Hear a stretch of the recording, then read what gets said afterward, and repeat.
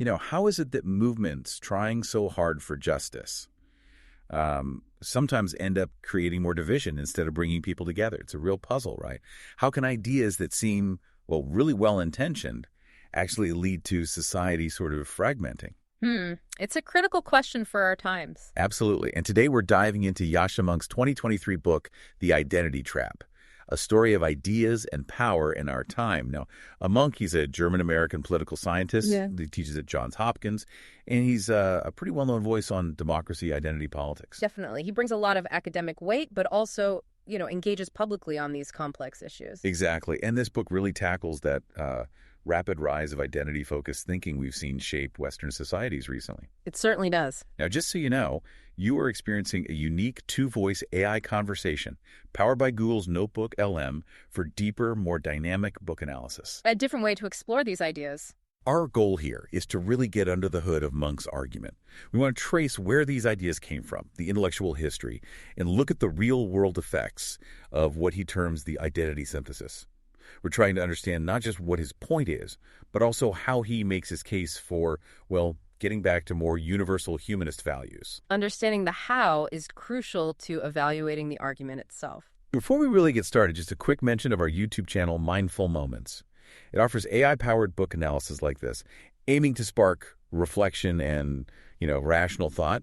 A good place for digging deeper. Definitely worth checking out. Okay, so let's unpack this. Yeah. What exactly is this identity trap that Mounk is warning us about? And why write this book right now? What's the urgency? Right. Well, Mounk sees a really pressing issue. He sees society becoming more fragmented and a kind of erosion of the shared values that hold us together civically. He views the dominance or the increasing dominance of identity-based thinking as a genuine threat to liberal democracy, to social harmony, really. A threat. That's strong language. It is. His purpose with the book is to critically look at where this identity synthesis, as he calls it, originated intellectually, how it gained so much traction, and what the consequences are.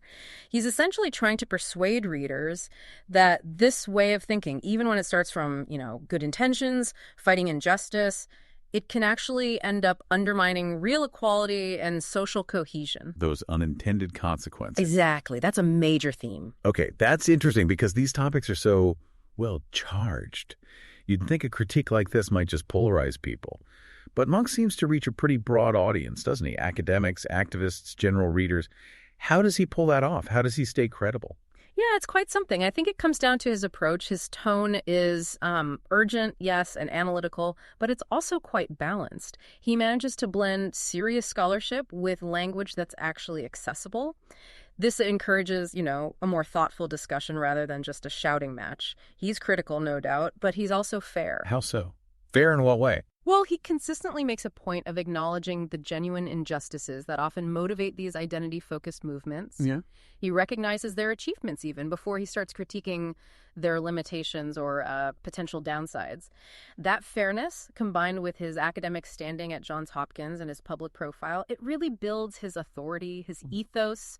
It lets him connect with people who might be skeptical, but also those who might initially be quite sympathetic to identity politics. Right. He meets people where they are, acknowledges the starting point before critiquing the direction. Mm-hmm. Okay, so he doesn't just describe this trap, he actually digs into its history.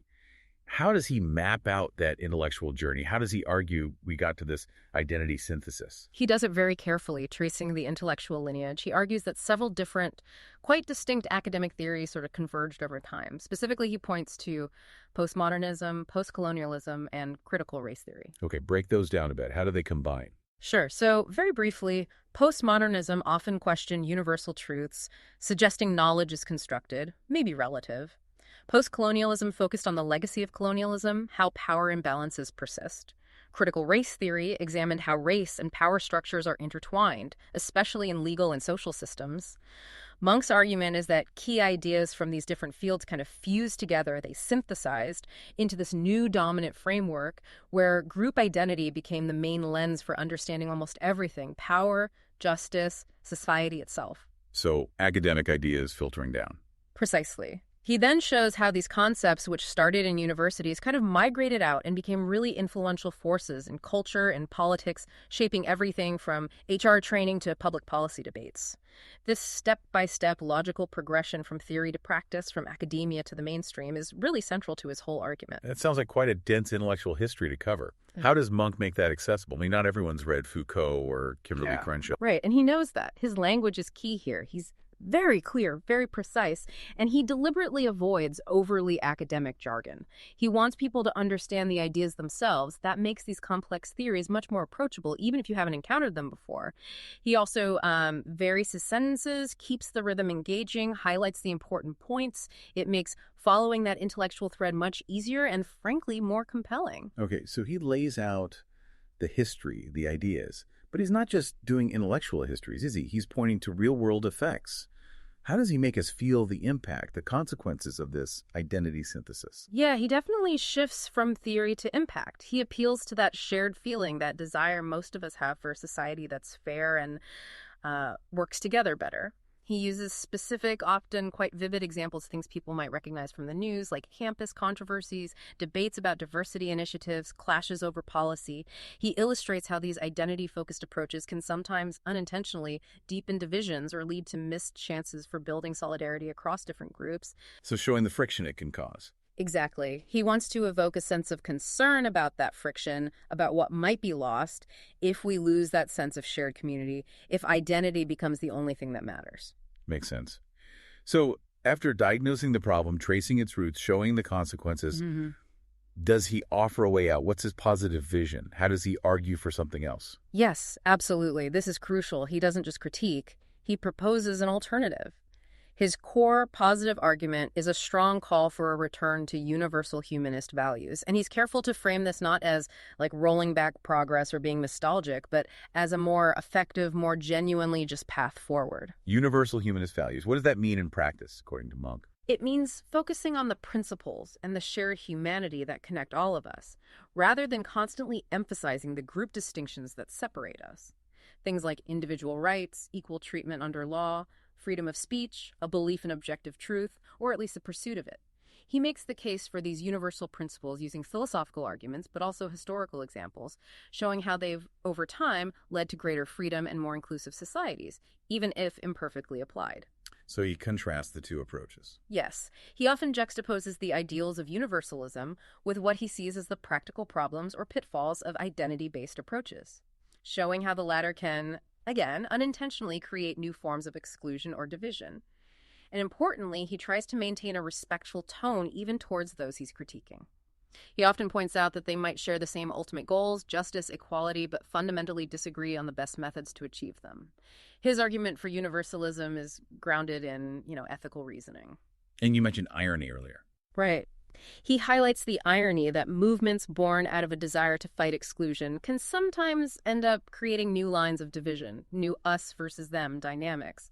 That's part of the trap he describes. Okay, so putting it all together, the history, the critique, the alternative vision, what makes the identity trap resonate? Why is it seen as such a significant, persuasive contribution to these really difficult conversations? Well, I think its effectiveness comes from a combination of factors. The argument itself is very logically structured. It moves, as we've discussed, from the intellectual origins to the contemporary situation and then to recommendations. It flows well. He also avoids setting up straw man arguments. He engages with the ideas he's critiquing seriously and tries to address potential objections head on, which makes his own case stronger. And the evidence he uses. It's broad. He draws on everything from, classic philosophy to very current events, grounding his claims in concrete examples people can relate to.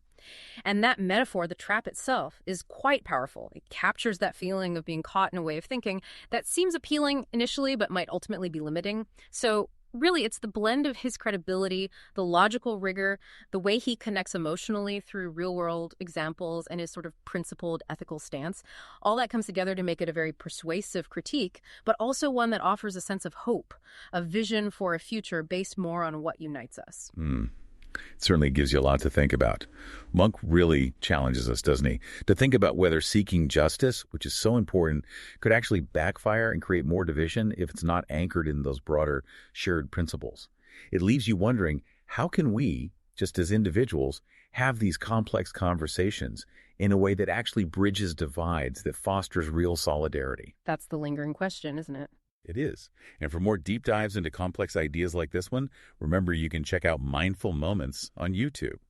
We also have links to our podcasts in the description below, more AI-powered analysis aiming to inspire reflection. If this discussion sparked your curiosity or gave you some valuable insights, please do subscribe to our channel for more thought-provoking content. And share it. Share it with anyone who enjoys grappling with big ideas. Definitely. You can also explore Yascha Mounk's The Identity Trap for yourself. We put a link to purchase the book in the description.